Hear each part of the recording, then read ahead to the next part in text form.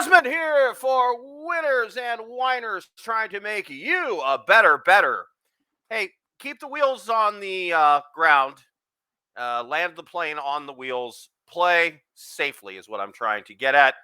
Make sure you're following the laws of your state where you are. Sports gambling being legalized all over the country, but it's a little bit different from state to state. So make sure that whatever you're doing it legally and safely. And what is going on with my lighting?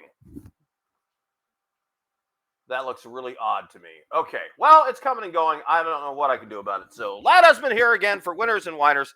Way too early season over-under predictions. Today we go with the Steelers. The key to me for the Steelers season is, does Kenny Pickett in his sophomore season progress? That's the big test, that second year for NFL quarterbacks. Do they get better?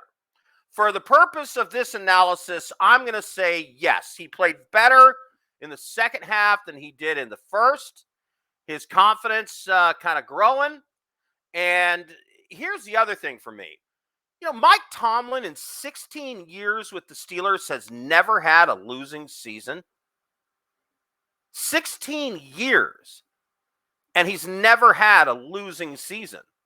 Well, we can contrast that with the Raiders coach, who's never had a winning season. So, you know, there are winners and losers clearly in this league, and Mike Tomlin's a winner. So I like the Steelers' chances this year. They're over-under number. Wow, you know, it would have helped if I had that right handy with me, and I do, actually. By the way, one thing to point out, the Steelers do have the eighth most difficult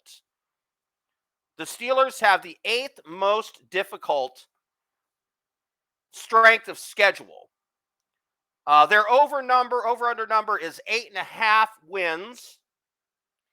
And Sharp's analysis puts them at 8.7. I've got them better than that. I think their downside of their wins is 10 and their upside is 11. Let's go through it. All right, so to start the season, you have the 49ers coming to the Steelers. Now, the key to this game is Brock Purdy fully healthy and able to start the season? I think the 49ers have a decent chance because of their running game, the strength of their defense, which only got better on basis of just their defense and their running game. They have a chance to beat the Steelers in Pittsburgh to open the season. If they got Brock Purdy, I like them a lot better. So that's the one game I sort of waffled on. Browns at Steelers, that's a Steelers win. Steelers at Raiders, that's a win for this. Raiders are going to be a win for everybody on the season, unless they play the Cardinals or the Texans. Steelers at Texans win. Ravens at Steelers. Steelers are home for that game, so I'm going to give them the W there. Steelers at Rams. The Rams suck. They're going to beat them. Jaguars at Steelers. I'm going to say the Jaguars steal this one here. They're getting a lot better. Love their offense. Might do too much for the Steelers secondary.